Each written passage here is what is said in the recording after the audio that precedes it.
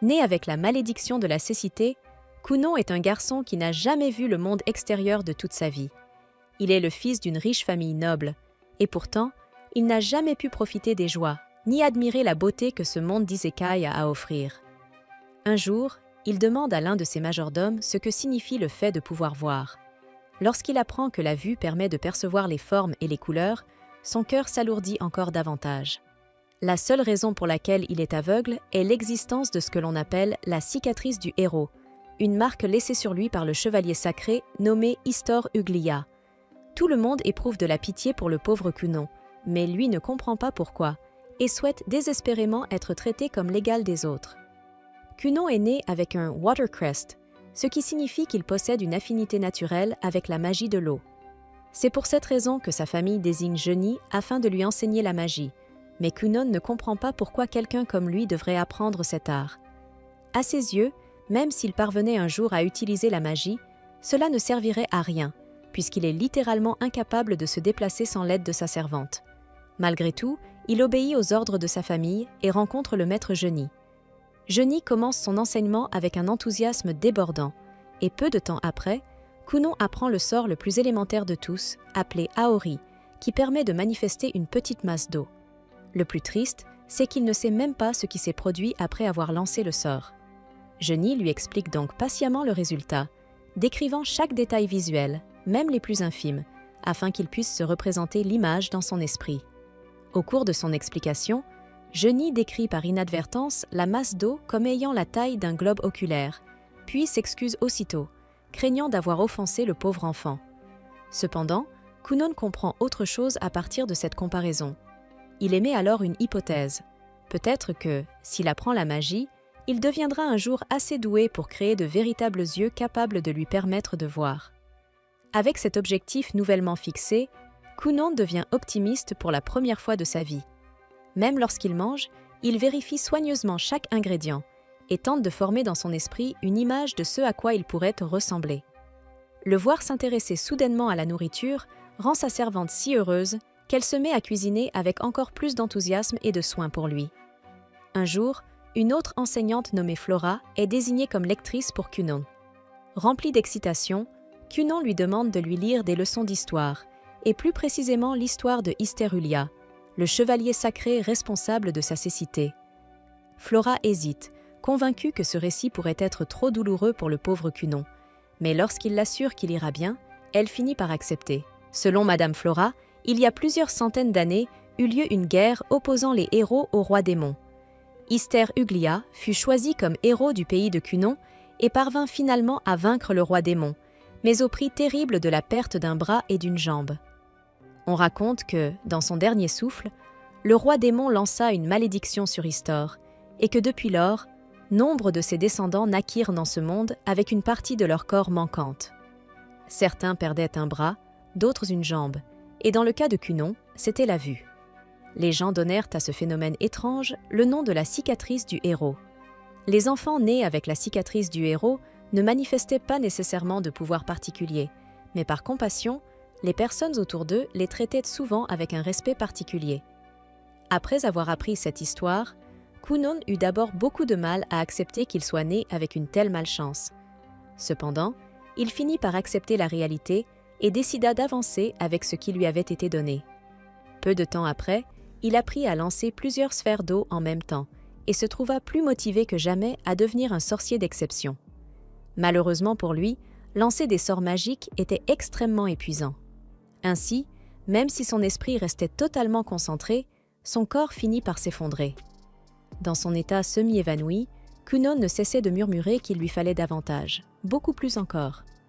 Sa servante pensa d'abord qu'il réclamait plus de caresses, mais il se hâta de préciser qu'elle en avait déjà fait assez et qu'il parlait en réalité de son besoin accru de connaissance et d'endurance, deux éléments essentiels pour devenir un sorcier hors pair. La servante lui fit alors remarquer la raison pour laquelle il manquait tant d'endurance, en soulignant qu'il mangeait très peu. Comme Kunon n'avait que 7 ans, elle lui conseilla de manger davantage, l'assurant qu'en grandissant, il deviendrait fort et robuste. Kunon acquiesça et, avec l'aide de sa servante, décida d'augmenter ses portions de nourriture. Il remarqua également qu'il n'était incapable ni de courir, ni même, au minimum, de marcher correctement. Il décida donc d'apprendre aussi l'art de l'épée, espérant que l'entraînement au sabre réduirait ses faiblesses physiques.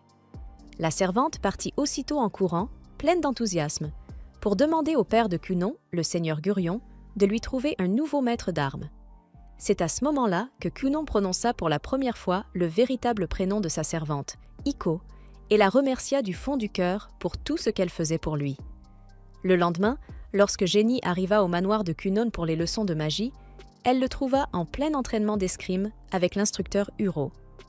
Après que celui-ci se fut excusé et retiré, Jenny s'approcha de Cunon, impressionnée par le fait qu'un enfant aussi jeune suive autant d'enseignements à la fois.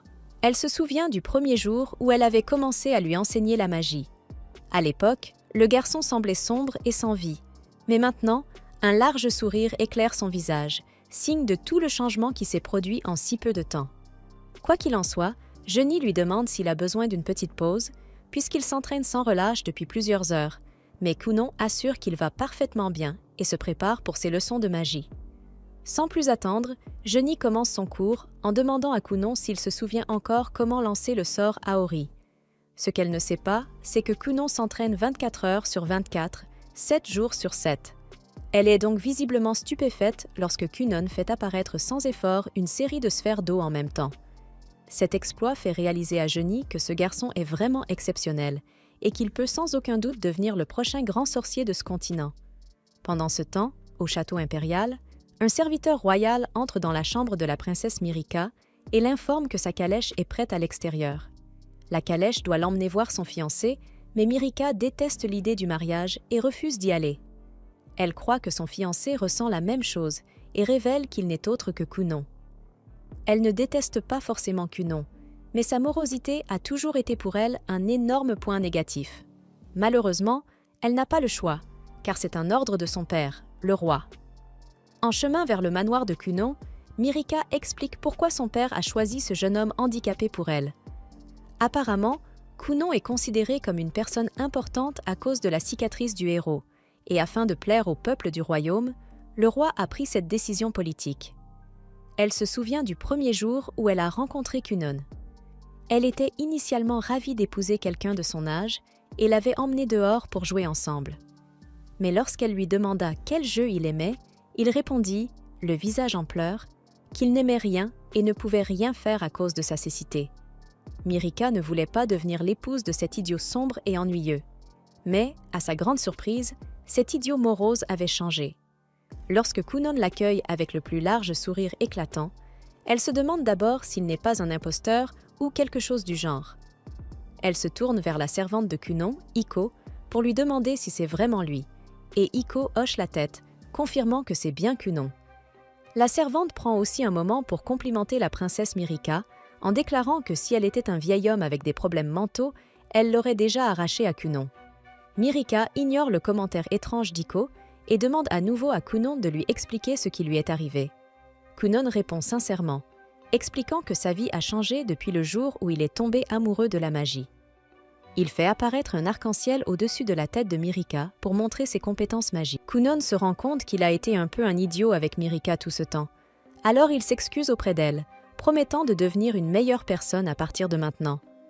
Alors que Mirica accepte ses excuses, il prend sa main et lui propose de lui raconter toutes ses récentes expériences amusantes. Mirica accepte avec joie et passe la journée à s'amuser avec lui. À la fin de la journée, elle rentre dans sa calèche et commence déjà à ressentir son absence.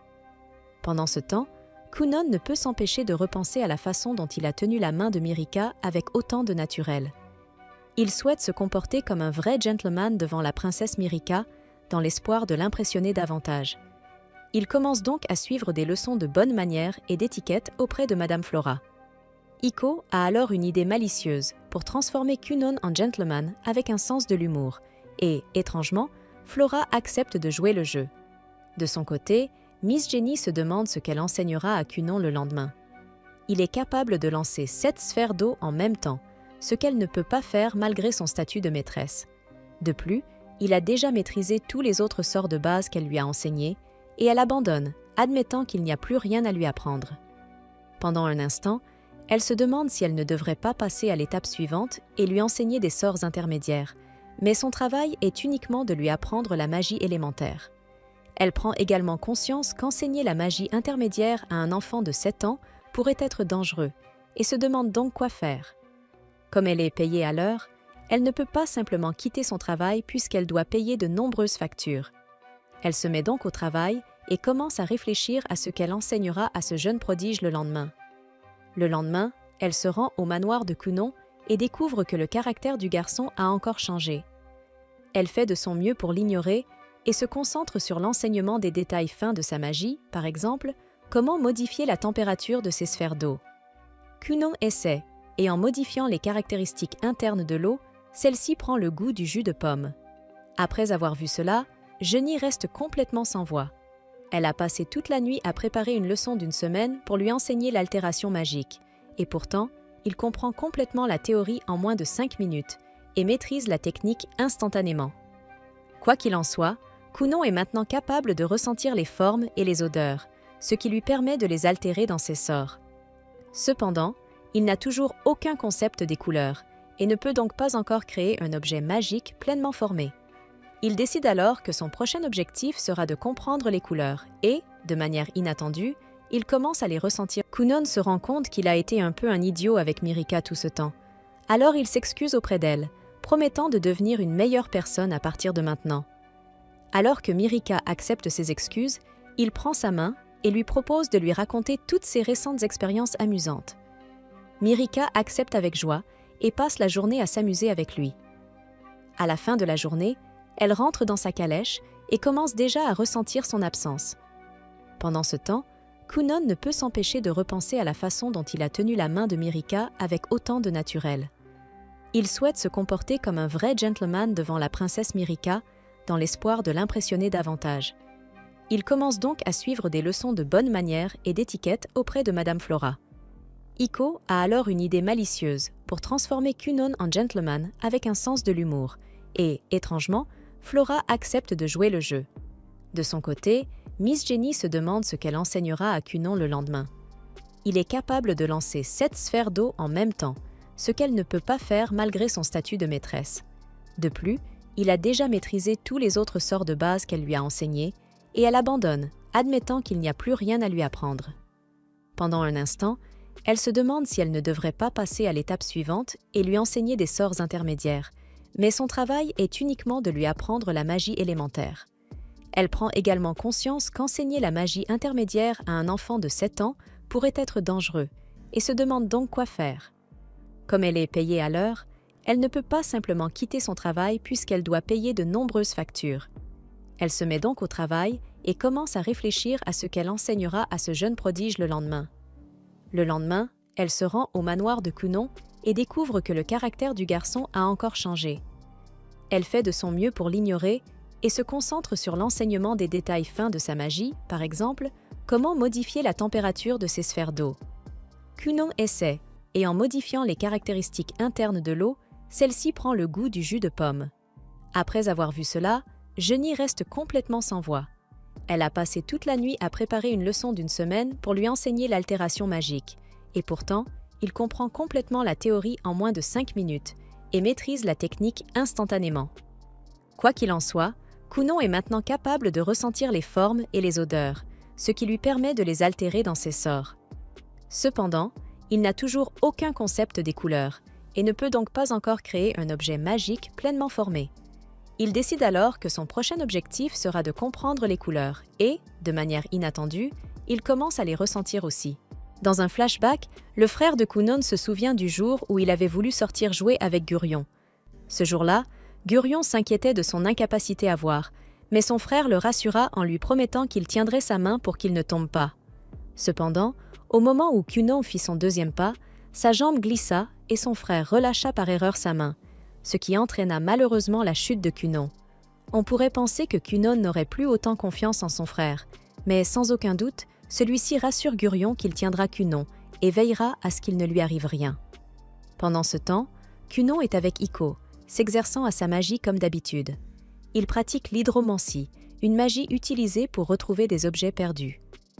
Iko le taquine en lui demandant de retrouver sa jeunesse, et il lui répond qu'elle est déjà aussi joyeuse et jeune qu'il se doit, donc ce n'est pas nécessaire. Quand elle lui demande de trouver son futur mari, il lui rappelle qu'elle est une belle jeune fille et que plusieurs hommes se mettront en file pour elle. Il s'y intéresserait même s'il n'était pas noble. Leur conversation amusante est interrompue par l'arrivée de Lady Flora. Comme d'habitude, Lady Flora lui enseigne ce qu'il doit savoir. Soudain, elle semble troublée. Le jeune garçon a maintenant 9 ans et elle lui a appris plusieurs choses, y compris à être un gentleman. Elle se demande si elle ne se trompe pas et si elle aurait dû le former à être un homme plus jovial. Coonan remarque son trouble et lui demande à quoi elle pense.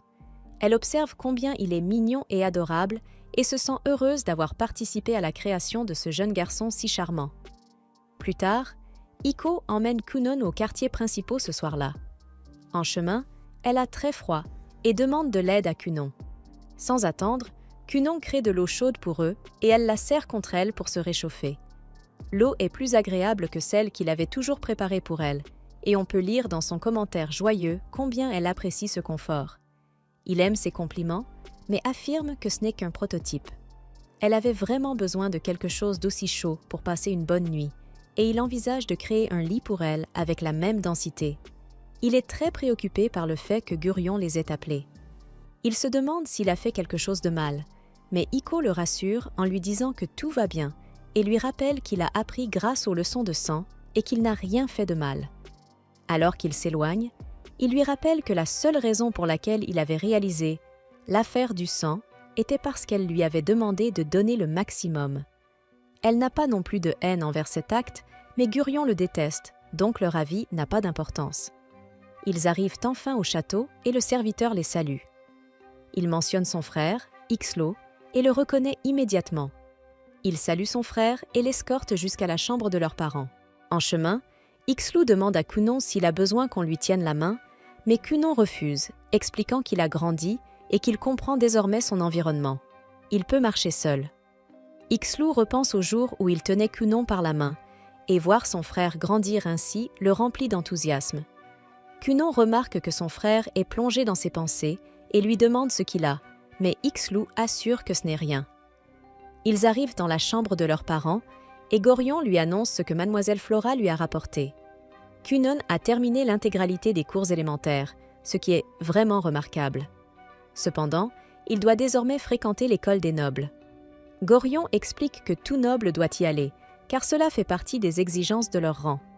En raison de la condition particulière de Cunon, ils avaient obtenu la permission du roi de le former à domicile. Néanmoins, il serait désavantagé s'il ne se rendait jamais à l'école, et il devrait donc y réfléchir sérieusement. Cunon refuse catégoriquement. Il dit à son père qu'il n'en a pas envie et que, puisque ce n'est pas obligatoire, il ne veut pas y aller. Il se met à se demander si son père ne cherche qu'à le pousser dehors et lui demande s'il est en colère à cause de son argent de poche, puisque son père s'était toujours plaint qu'il dépensait trop. Gorion insiste sur le fait que ce n'est pas le cas et que c'est simplement nécessaire pour un noble. Cunon demande à nouveau si c'est à cause du dernier incident sanglant, mais Gorion assure que non. Sa mère et Ixlo tentent de calmer la situation, mais en vain. Lorsque Cunon se calme enfin, Gorion lui explique que les nobles qui ne vont pas à l'école sont toujours désavantagés et que sa fiancée, Mirica, serait regardée de travers s'il ne s'y rend pas. Finalement, Cunon change d'avis et accepte d'y aller. Gorion lui précise qu'il n'a pas besoin d'y aller longtemps. Il s'agit seulement de passer les examens. Il y a 4 examens au total, et il n'y assistera que 4 fois pour chacun d'eux. Mirica et Ixlo passeront également les examens. Ils iront donc ensemble. Sa mère est ravie qu'il accepte et commence immédiatement à le préparer pour l'école.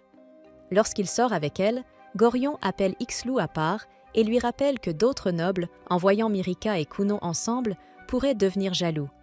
Ixlo rassure son père en lui promettant de les protéger et de rester à leur côté. Plus tard, Cunon retrouve Mirica et lui raconte la dernière mise à jour. Elle est ravie d'aller à l'école avec lui, mais il s'inquiète de la manière dont les nobles qui s'intéressent à elle se comporteront envers lui. Mirica n'a aucune inquiétude et lui dit de ne pas s'en faire. Cependant, cela le fait se demander si elle est populaire à l'école. Pour le rassurer, elle lui explique qu'elle est en effet populaire et que plusieurs garçons la courtisent, exactement autant que ses doigts, soit 5. Fort de cette confiance, Kunon n'a désormais aucun problème à se rendre à l'école. Après avoir terminé tous les préparatifs, l'uniforme de Kunon est prêt. Il l'enfile et a désormais l'allure d'un véritable membre de la royauté. Iko le taquine comme à son habitude, et Kunon lui répond avec son esprit habituel, ce qui choque Ixlo, qui ne l'avait jamais vu aussi joyeux. Il monte dans la calèche et Kunon utilise sa magie de l'eau pour stabiliser les roues pendant le trajet, avant de faire ses adieux à ses parents. La calèche s'éloigne tandis que sa mère fond en larmes devant la maison. Pendant le trajet, Ixlo remarque la stabilité de la calèche et comprend que c'est grâce à la magie de Kunon. Voyant son frère ainsi, Kunon sait qu'Ixlo s'inquiétait pour lui et sa sécurité. Il le rassure en disant qu'il a grandi et qu'il est désormais confiant et qu'Ixlo n'a plus à s'inquiéter pour lui. Kunon se remémore le jour où il avait glissé et était tombé alors qu'Ixlo le tenait enfant. Il se souvient combien Ixlo s'était senti coupable et avait assumé la responsabilité de la chute. Kunon le rassure en lui disant qu'il sait désormais qu'il n'était pas fautif. Il confie à son frère qu'autrefois, il se sentait mal dans sa vie et voulait mourir. Mais aujourd'hui, il ne désire plus la mort. Il est résilient et fera tout pour vivre, même s'il devait être le dernier humain à disparaître. Ixlo est encouragé par la maturité de son petit frère. Il se demande maintenant si Kunon est vraiment son frère cadet ou s'il s'agit de son aîné. Il admet que Kunon a changé, se demandant si cela est dû à sa proximité avec Iko. Bientôt, ils approchent de l'école et c'est Kunon qui le remarque en premier. Il dit à Ixlo qu'ils sont arrivés, et ce dernier s'étonne de sa rapidité à le savoir. Kunon explique qu'il peut désormais ressentir la présence des humains autour de lui. À leur arrivée, Mirika vient les accueillir. Elle complimente Kunon pour sa tenue élégante et leur gaieté fait se demander à Ixlo pourquoi ils sont si joyeux. Alors que Mirika s'avance pour les guider à l'intérieur de l'école, Kunon recule. Il utilise sa magie pour analyser les sons et les sensations autour de lui et réalise qu'il y a plusieurs personnes sont présentes. Il sait que, si c'était son ancien lui, il aurait reculé et serait rentré chez lui. Mais avec son moi actuel, il ne recule jamais et ne sera jamais lâche. Il se tourne vers Mirika et lui demande l'honneur d'être la dame qui le conduira ce jour-là. Il lui demande de lui tenir la main et de le guider à l'intérieur de l'école, et Mirika accepte avec un sourire. Dans l'école, le professeur Cast, l'une des enseignantes, attend l'arrivée de Kunon. Elle est un peu troublée car elle sait que Kunon porte la cicatrice du héros et doute de sa capacité à prendre soin d'un enfant d'un tel rang, bien qu'elle ait reçu l'ordre de le guider dans l'école. Au milieu de ses pensées, elle entend les autres élèves femmes s'émerveiller devant la beauté de Kunon, n'ayant jamais vu un enfant aussi charmant. Sans prêter attention aux remarques des autres, Kunon et Mirika pénètrent dans la classe et passent devant Cast, qui les observe, émerveillée elle aussi. Elle revient à elle et s'avance immédiatement pour les rencontrer. Elle se présente comme la personne responsable de Kunon, et celui-ci la salue avec courtoisie. Il s'incline comme une dame et lui explique qu'il doit se comporter comme une belle dame pour cette journée. Cast ne comprend pas immédiatement, mais Kunon insiste. Bien qu'il soit biologiquement un garçon, il sera une femme ce jour-là. Elle est confuse, mais ne s'en préoccupe pas. Comme elle doit accompagner Kunon dans ses déplacements, ce dernier fait ses adieux à Mirika et à Ixlo, en espérant les revoir plus tard pour un repas. Quelques élèves les observent depuis le bâtiment voisin. Parmi eux se trouve le prince Lyle, le 6e prince du royaume et frère de Mirika, qui dirige le groupe. Ses amis, qui sont également ses subordonnés, parlent de Kunon. Il est le premier enfant né avec la cicatrice du héros depuis environ 100 ans et il bénéficie des bénédictions du roi. Ils se rendent rapidement compte que Lyle n'est pas à l'aise avec cette conversation, alors ils changent de sujet pour ne pas l'irriter. Cass conduit Kunon jusqu'à la salle de classe. Elle lui demande s'il a entendu parler de l'examen d'avancement, précisant qu'il y en a 5 à passer sur une longue période. Toutefois, elle a reçu l'ordre du roi et de Gurion que Kunon doive passer ces 5 examens en un court laps de temps. Kunon connaît bien cette situation et sait que c'est du favoritisme. Il explique à Cass que son père et le roi sont amis proches, ce qui explique cette exception. Mais il sait que c'est injuste et contraire à l'intégrité de l'école. Cass n'a aucun intérêt pour ces conversations politiques et lui ordonne simplement de passer son examen et de cesser de discuter. Mais Kunon ne s'arrête pas et continue de parler jusqu'à la fin de l'examen. Cass récupère ses copies pour les corriger et est stupéfaite. Kunon a obtenu toutes les réponses correctes, sans aucune erreur. Kunon retrouve Mirika pour déjeuner, mais avant d'atteindre le restaurant, Lyle les rejoint. Il veut vérifier si Kunon bénéficie réellement de la bénédiction du roi. Mirika est embarrassée, et Kunon le remarque, sans savoir qui est ce garçon. Ixlo arrive également et tente de calmer Lyle, mais ce dernier continue de semer le trouble. Pour protéger sa fiancée, Kunon prend de l'eau dans un verre à proximité et la verse sur le pantalon de Lyle, donnant l'impression que Lyle s'est marié à son pantalon. Puis il attire l'attention de tous pour signaler que Lyle a marié son pantalon. Lyle nie l'incident, mais les preuves parlent d'elles-mêmes. Humilié et en colère, il s'éloigne avec ses amis. Mirika et Ixlo savent que Kunon est responsable. Ixlo le regarde avec suspicion, mais Kunon se contente de leur dire qu'il est temps d'aller manger. Pendant le repas, Kunon leur demande qui est Lyle et est choqué de découvrir qu'il s'agit de son futur beau-frère. Il se demande si les frères peuvent vraiment être méchants avec leur sœur, car son propre frère ne l'a jamais été. Il est surpris de découvrir qu'il existe des frères qui ne se soucient pas de leurs proches. Il est simplement reconnaissant qu'Ixlo soit son frère et qu'Ixlo prenne soin de lui. Ixlo, de son côté, est préoccupé par le fait qu'ils ont provoqué un personnage très influent, mais Mirika le rassure. Kunon est ainsi. Ixlo espère simplement qu'ils n'auront pas d'autres ennuis. Kunon semble passer un bon moment. Espérons simplement qu'il ne marchera pas.